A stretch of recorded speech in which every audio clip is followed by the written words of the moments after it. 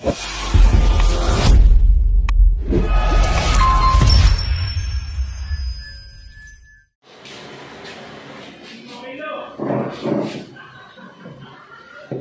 good morning guys. Ang menu natin sa araw na ito ay pagi or stingray yata ito sa English, di ko sure.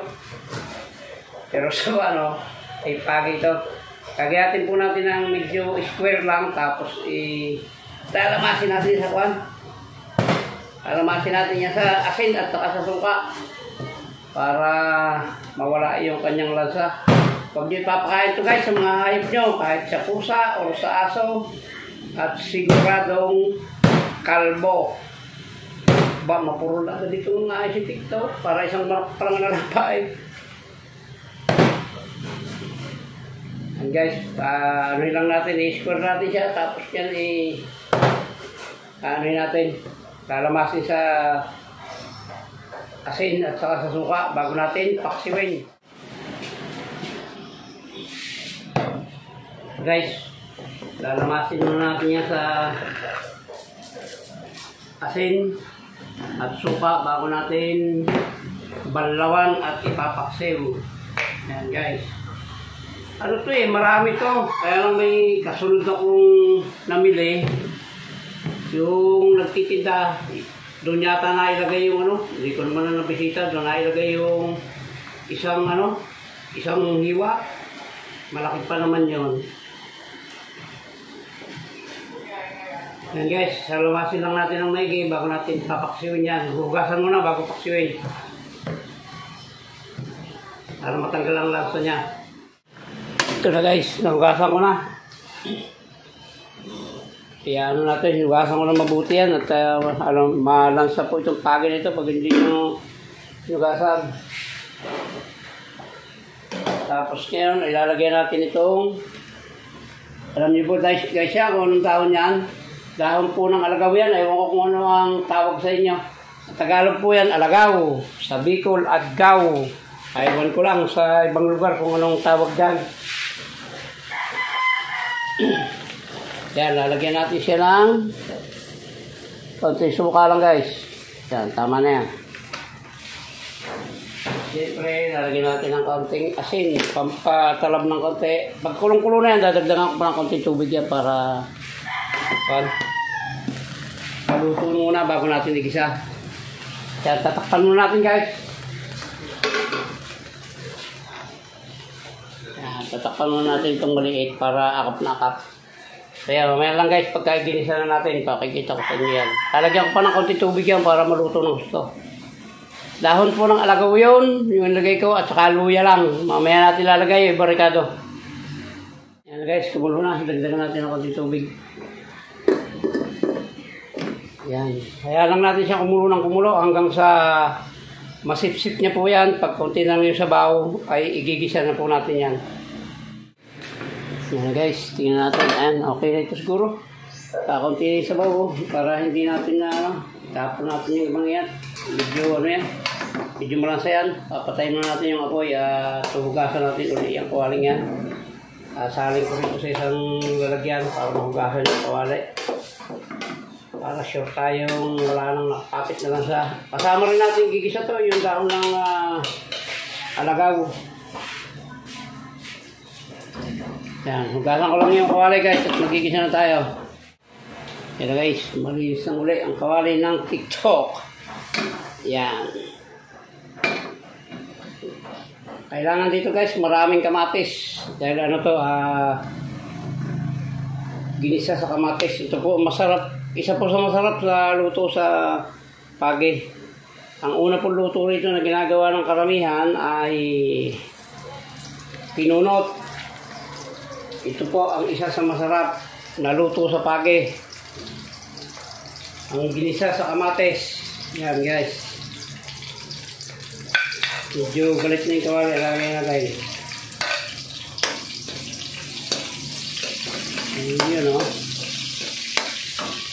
Ang number 1 po talaga luto rito, lalo na po sa mga mangingisda, ay pinunot. Pero ito po ay ewan ko kung alam ng luto ng iba ito, pero masarap na luto po ito.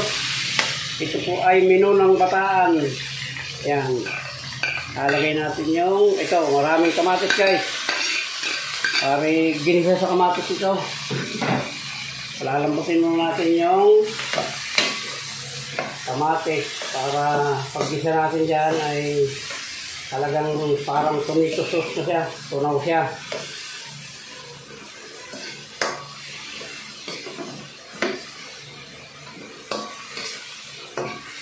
Mekos lang guys. Ayan guys, oh. Yan, durog na yung ating kamatis. Siyempre, lalagyan natin ang paborito ni Ma'am Biole. Kaunti lang muna, nilagyan ko ng asin kanina yung kaninang pinasa ko yan, nilagyan ko ng asin. Sinama ko na rin dyan yung luya at saka yung alagaw na pinagpasa ko kanina. Ayan guys, nagisa na siya, oh. Masarap to guys, pagka aywan ko lang kung may yung mga mangingisda, alam ang luto na ito. Ginisa sa kamatis na pagi or stingray. Ata, ang English ito. I'm not sure. Lalagyan na natin guys ng ng paminta. Iyon o.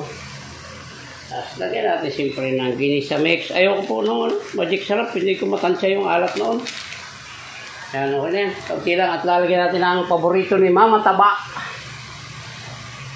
Iyon o. Kaunti lang oh. Yan. Hahaluin natin guys yan. Tapos mamaya ay sasabawan natin ng kaunti ito. Kaunti lang. Para doon sa last niyang ricado. Yan. Tingnan nyo naman guys oh. Parang ang sarap ng itsura niya. Pero masarap po talaga yan guys. Walang halong biro. Hindi ko naman ito luluto. Dahil ako lang mag-uulam nito. Hindi ko naman ito luluto kung hindi ito masarap. Yan o. Nadaya tayo, nabudol tayo sa palengke. Nawala yung isang gayat. Tama yung binayaran ko, kulang ang ibinigay. Ito, ang huling ricado niyan guys. So, ito, tudurugin ko ito. Biskotso po yan or toasted bread. Yan. Yan, sasabawan natin ng kaunti yan guys para medyo makita na natin ang kayarihan. May luto na.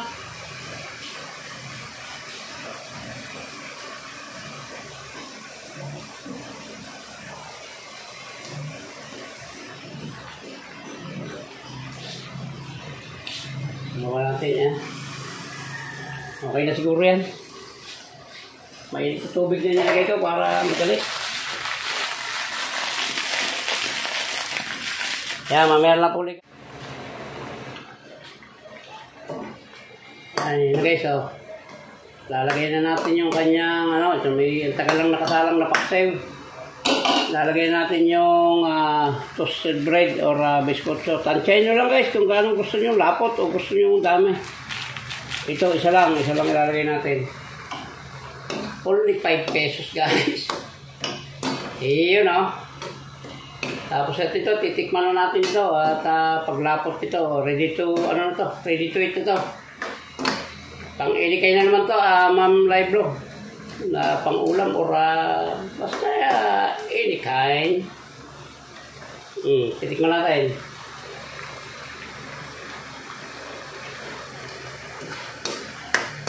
Yan, okay lang. Medyo matabang siya ng kaunti pero lagyan natin ng kaunti pa. Medyo matabang eh. Yun, right then. Kaya muli po guys, maraming salamat po sa lahat po ng umabot sa dulo ng vlog na ito na pagluluto ng ginisa sa kamatis na pagi. Na isa po sa masarap na luto ng pagi. Ayan po, luto na siya. Malapit na guys. Muli po, maraming salamat po sa umabot sa dulo ng vlog na ito. Ay maraming salamat po sa inyo. Thank you very much po from the bottom of my heart. At hanggang dito lang po yung vlog natin. Bye-bye na po guys. Bye-bye na po. I love you all.